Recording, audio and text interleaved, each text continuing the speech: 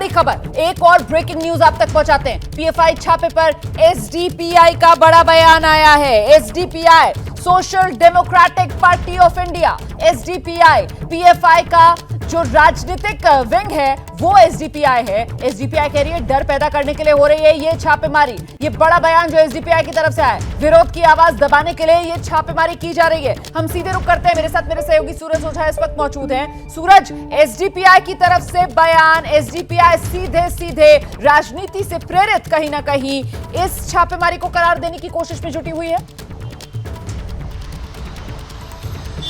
जी बिल्कुल, देखिए जो एसडीपीआई है वो उनका फ्रंट फुट है पीएफआई का, तो जाहिर सी बात है कि वो इसका विरोध करेंगे। और उन्होंने अपनी प्रेस रिलीज में बताया है कि वो जो देश भर में जो छापेमारी चल रही है एजेंसियों के साथ ही उनके लोगों को जो हिरासत में लिया जा रहा है, अरेस्ट किया जा रहा है, आज सुबह से ही ये कार्रवाई चल रही है, इसका वो विरोध करते हैं। और ये कहीं ना कहीं इन्हें दबाने की कोशिश की जा रही है, क्योंकि कई बार पीएफआई का नाम सामने आया, लेकिन कभी भी पीएफआई पर बैन हो जाए इस तरह के सबूत एजेंसियां सामने रखने में कभी सफल नहीं हुई हैं, कामयाब नहीं हुई हैं। तो इसी वजह से अब ये विरोध किया जा रहा है। जी, बड़ी जानकारी यहां पर सूरज ओझा दे रहे हैं। जो राजनीतिक दल है पीएफआई का, उसी की तरफ से ये बड़ी प्रतिक्रिया सामने निकल कर आई है इन छापों को लेकर। जाहिर सी बात है, राजनीतिक दल है, राजनीतिक प्रतिक्रिया दे रहा है और राजनीति से प्रेरित केंद्रीय एजेंसियों के इस एक्शन को करार दिया जा रहा है एसडीपीआई की तरफ से। SDPI social democratic party of India जो पीएफआई का राजनीतिक दल है। देखिए, ताबड़तोड़ छापेमारी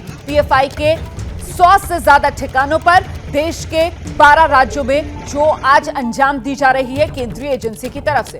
और इस बीच एक और बड़ी खबर ये सामने आ रही है कोल्हापुर से, महाराष्ट्र का कोल्हापुर, वहां से भी एक गिरफ्तारी हुई है। भिवंडी के पास से भी एक गिरफ्तारी, मोइनुद्दीन मोमिन को हिरासत में लिया गया है भिवंडी से। यह खबर सामने आ रही है कोल्हापुर से। अब्दुल मौला, एनआईए ने हिरासत में लिया है अब्दुल मौला को। हम सीधे रुख करते हैं, सूरज ओझा इस वक्त हमारे साथ लगातार पल पल का अपडेट पहुंचा रहे हैं। सूरज, महाराष्ट्र के कुछ और इलाके जहां पर एनआईए का शिकंजा पीएफआई पर कसता हुआ अब नजर आ रहा है, भिवंडी और ये दूसरी जगह जो सामने आ रही है जहां से हिरासत में लिए जा रहे हैं पीएफआई के कार्यकर्ता। जी बिल्कुल, देखिए एनआईए आज सुबह से ही एटीएस के साथ मिलकर, एटीएस ने 4 अलग अलग मामले दर्ज किए हैं। वहीं अब एनआईए ने भी 20 से ज्यादा लोकेशंस पे छापेमारी की है। देखिए, एक के बाद एक लोकेशंस की जानकारी सामने आ रही है, जिसमें से अब कोल्हापुर की जानकारी सामने आई है कि कोल्हापुर से अब्दुल मौला नाम के शख्स को हिरासत में लिया गया है। ये पीएफआई से जुड़ा हुआ शख्स है। इसके अलावा मोइनुद्दीन मोमिन नाम का जो शख्स है वो पीएफआई का पदाधिकारी है। इसे भिवंडी, जो कि मुंबई के पास ही है, वहां से हिरासत में लिया गया है। तो देखिए, एक के बाद एक पीएफआई से जुड़े पदाधिकारी, पीएफआई के कार्यकर्ताओं को अब एजेंसियां हिरासत में ले रही हैं। अब तक 20 से ज्यादा यानी कि 22 से करीब लोगों की गिरफ्तारी की जा चुकी है। आंकड़ा बढ़ सकता है, लेकिन अब जो शिकंजा है वो कसता दिखाई दे रहा है कि कैसे एनआईए राष्ट्रीय लेवल पर कार्रवाई कर रही है, तो वहीं महाराष्ट्र एटीएस भी स्तर पर ये कार्रवाई एनआईए की, और इसीलिए सीधे गृह मंत्री ने नजर बनाई हुई है। इस वक्त आपको बता दें, हाई लेवल मीटिंग चल रही है। खुद गृह मंत्री अमित शाह इस बैठक में मौजूद हैं। इस बैठक में गृह मंत्री अमित शाह के साथ एनएसए अजीत डोवल मौजूद हैं, गृह सचिव मौजूद हैं और एनआईए के डीजी भी इस बैठक में शिरकत कर रहे हैं। इस वक्त जो मंथन चल रहा है इस बैठक में, उससे जो भी सामने निकल कर आएगी पूरी खबर आगे, पूरा अपडेट आप तक पहुंचाएंगे। इस सब के बीच दिल्ली से बड़ी खबर जो हमने आपको दी, पीएफआई का दिल्ली में शाहीन बाग इलाके में जो दफ्तर है उसको सील कर दिया गया है और साथ ही साथ दिल्ली में पीएफआई का जो अध्यक्ष है परवेज, उसको गिरफ्तार किया गया है। हम सीधे आपको लेकर चलेंगे यहीं परवेज के घर के बाहर से। मेरे सहयोगी अभिषेक रावत मौजूद हैं, उन्हीं से जानते हैं इस वक्त क्या जानकारी और मिल पा रही है, आसपास के लोग क्या बता रहे हैं, कितने सदस्यीय टीम के जांच एजेंसी के जो पहुंचे थे यहां पर और कैसे गिरफ्तार किया गया परवेज को। अभिषेक। जी रोमाना, सबसे पहले तो मैं आपको ये बताना चाहूँगा कि आसपास के जो पड़ोसी हैं वो ऑन कैमरा बात करने से बच रहे हैं, लेकिन उन्होंने जो बात बताई है वो यही है कि लगभग आधी रात के बाद 2 बजे के आसपास इस पूरे इलाके में हलचल शुरू हो गई थी। पैरामिलिट्री फोर्सेस के लगभग 200 से ज़्यादा जवान इस गली में और इसके आसपास की गली में यहाँ पर मौजूद थे और वो परवेज आलम का घर ढूंढ रहे थे। लगभग 3:30 बजे उन्होंने ट्रेस करा कि ये जिस घर के बाहर हम खड़े हैं H61A, यहाँ पर आप देख सकते हैं, इसी की जो फर्स्ट फ्लोर है ये परवेज आलम का घर है और यहीं पर वो अपने परिवार के साथ रहते हैं। इसके बाद ईडी के जो अधिकारी थे वो सिविल ड्रेस में ही थे और करीब 10 से 15 की संख्या उनकी थी। वो लोग इस घर के अंदर पहुंचते हैं और फिर वो अंदर रहते हुए लगभग 3 घंटे तक उनकी ये रेड चलती है। और जो आसपास के लोगों ने बताया वो यही कि लगभग 7:30 पौने 8 बजे वो यहाँ से परवेज को अपने साथ लेकर निकलते हैं और साथ में वो 2 मोबाइल फोन भी जब्त करते हैं। इसके अलावा कुछ और कागजात हैं। ऐसा भी बताया जा रहा है कि शायद लैपटॉप भी जब्त करा है। हालांकि परिवार वालों ने अभी हम लोगों से बात नहीं की है, क्योंकि जब हम पहुंचे तो उन्होंने दरवाजा बंद कर दिया था और उनका कहना था कि जो भी बात होगी वो हम बाद में करेंगे।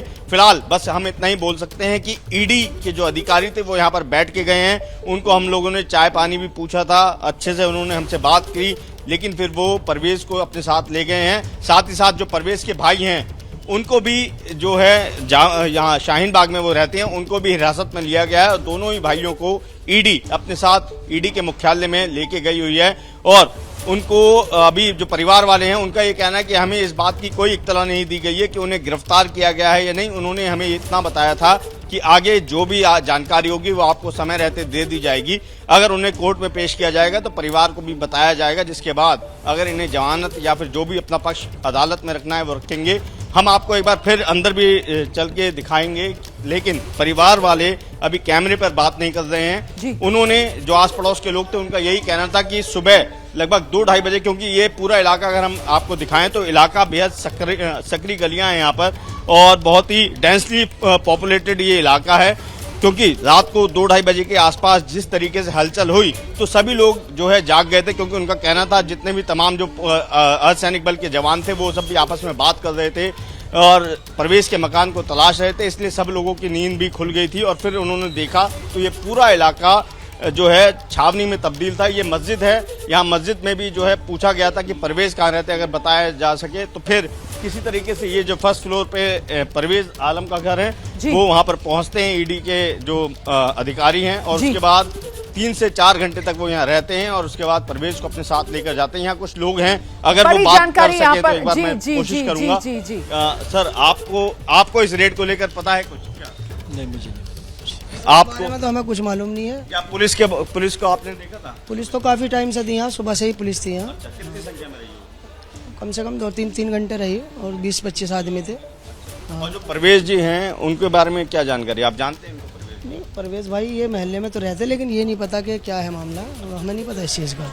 पीएफआई के वो दिल्ली स्टेट के अध्यक्ष हैं, क्या आप? कुछ नहीं पता हमें इस बारे में क्या है, हमें तो अभी ये पता चला कि बिल्कुल अभिषेक में लौटूंगी आपके पास। स्थानीय लोगों से भी बात कर रहे हैं अभिषेक वहां पर, और जिस तरीके से अभिषेक ने पूरा ब्यौरा दिया है उससे ये साफ तौर पर उभर कर सामने आ रहा है कि सुनियोजित तरीके से बाकायदा पूरी प्लानिंग के साथ इस रेड को अंजाम दिया गया और गिरफ्तारी की गई है परवेज अहमद की। रात का वक्त 200 के करीब पैरामिलिट्री के जवान जिनको साथ लेकर ईडी के अधिकारी पहुंचे जो सादे कपड़ों में थे और उन्होंने गिरफ्तार किया परवेज को।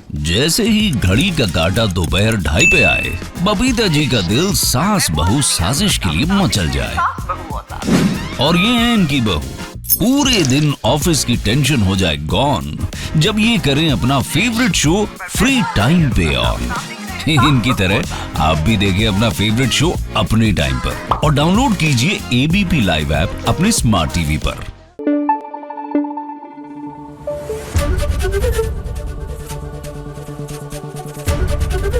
एबीपी न्यूज आपको रखे आगे।